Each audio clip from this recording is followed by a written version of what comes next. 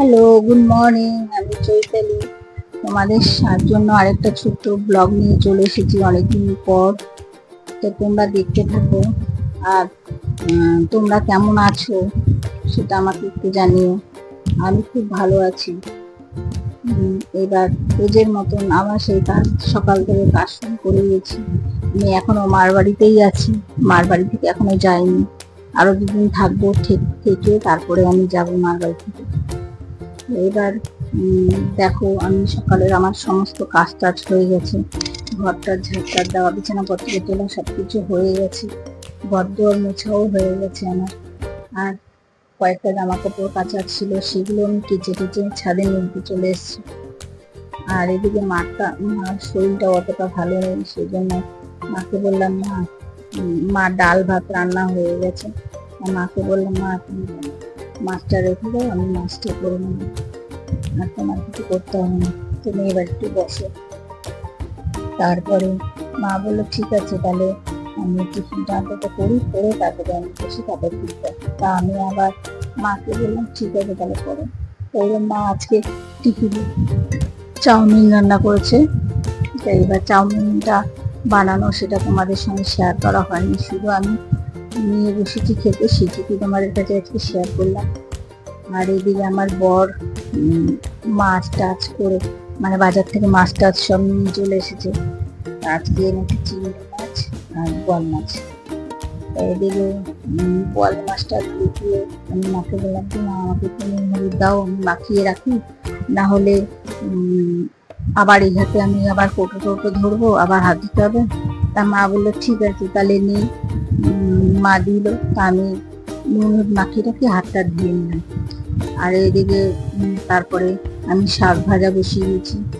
আজকে হবে আমাদের চাল কুমড়ো আছে, চাল কুমড়ো এনেছিল, সেই চাল কুমড়ো দিয়ে চিংড়ি মাছ দিয়ে আর বোয়াল মাছের মাথা দিয়ে আজকে রান্না করব। আর হচ্ছে পাটপাতা শাক। পাটপাতা শাক খুব ভালো লাগে পেঁয়াজ দিয়ে, শাকও ভালো লাগে, বা ঝোলও ভালো লাগে, বা ডালে দিয়ে খেতেও ভালো লাগে। পাটপাতা খুব ভালো লাগে। তা আজকে শাকই রান্না করেছি পাটপাতা পেঁয়াজ দিয়ে। আর চাল কুমড়োটা হচ্ছে মা করে নিয়েছে। আর আমি এদিকে মাছের ঝোলটা করছি। মাছের ঝোলটা হলে আজকে তারপরে পাতলি করে খেয়ে দিয়ে নেবো, পাতলি করে কাজ টাজ করে। যাই হোক, এবার মাছটা হচ্ছে আমরা পেঁয়াজ রসুন দিয়ে খাই না, কেননা এই মাছটা আমাদের জিরা তেজপাতা ভেজে তারপরে বেটে ওটা দিতে হয় লাস্টে। আর এমনি জিরা বাটা কাঁচা লঙ্কা দিয়ে তারপরে করি, কাঁচা লঙ্কা বাটা একটু ঝাল ঝাল হবে। আর ওটা সেন্টটা খুব ভালো লাগে, জিরা তেজপাতা ভাজার সেন্ট। যাই হোক, তাই এবার আমার মাছটাও আস্তে আস্তে আমার রান্না হয়ে যাচ্ছে। তো এবার রান্না বান্না করে নেবো। আর এদিকে মাকে বলেছিলাম মা তুমি স্নানে চলে যাও, স্নান করে তারপরে তুমি পুজোটা দিয়ে নাও, বসে থেকে লাভ নেই, দেরি হয়ে যাবে।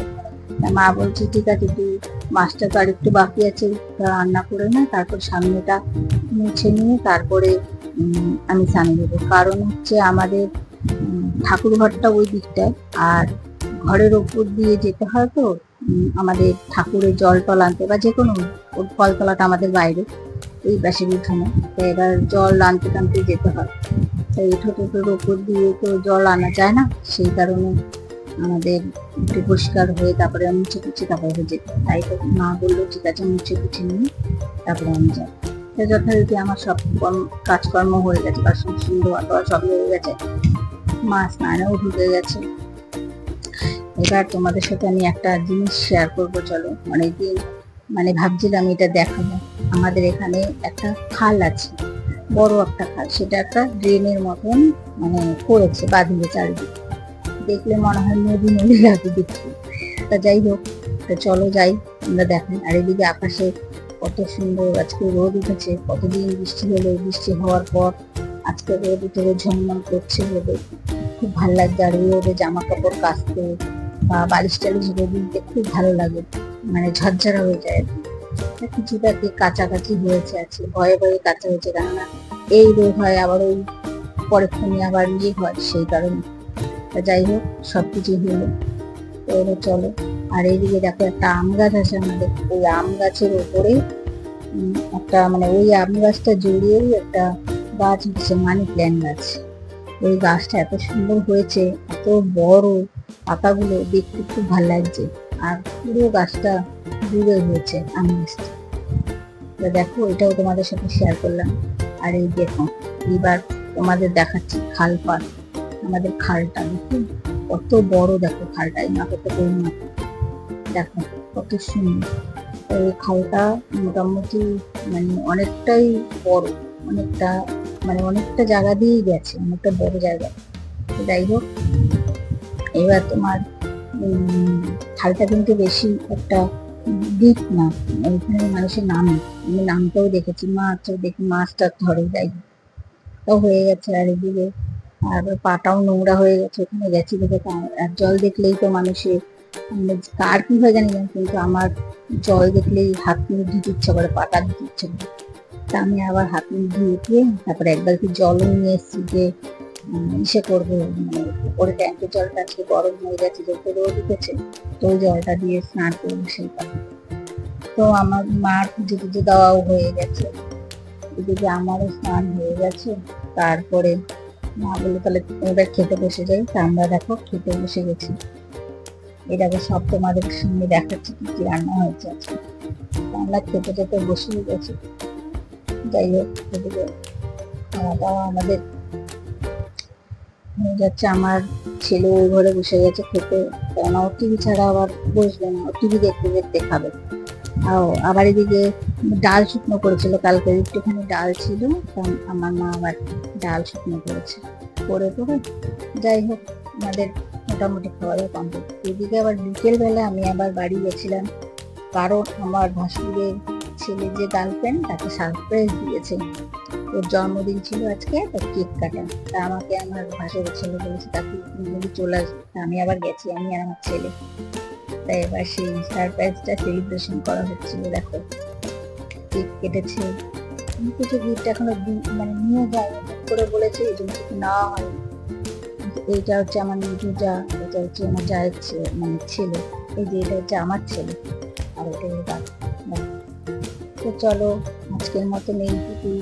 তোমরা ভালো থেকো সবাই। আর এই ভিডিওটা যদি তোমাদের ভালো লেগে থাকে তাহলে একটা লাইক, কমেন্ট করবে, শেয়ার করবে, তাহলে আমার খুব ভালো লাগবে। আমি আবার তোমাদের সামনে আবার নতুন করে আবার ভিডিও নিয়ে আসতে পারবো। এবার আবার সাবস্ক্রাইব করতে ভুলবে না। এদিকে কেক খাওয়া হচ্ছে আমাদের, কেক খাওয়া দাওয়াও হয়ে গেল। আজকে রাত্রেই আবার আমি বাড়ি চলে আসবো। আমার বাড়িটা হচ্ছে আমার বাপের বাড়ি থেকে সামনে, তো ওই জন্য যাওয়া আসা কোনো অসুবিধা হয় না, ঠিক করে যাই, ঠিক করে চলে আসি। যাই হোক, তো এবার সবই মোটামুটি হয়ে গেছে। তো এবার সুন্দর করে সাজিয়েছে, কত সুন্দর বেলুন টেলুন সব কিছু, বড় বেলুন টেলুন খুব সুন্দর করে সাজিয়েছে। এবার দেখো আবার কি দিয়েছে, হ্যাঁ ওকে অনেক কিছু দিয়েছে। এই দেখো কত সুন্দর সাজিয়েছে, ভালো লাগছে। ঠিক আছে, আজকের মতন তাহলে এখানে, আবার আগামীকাল আসবো, অনেকদিন বাদই আসলাম। টাটা।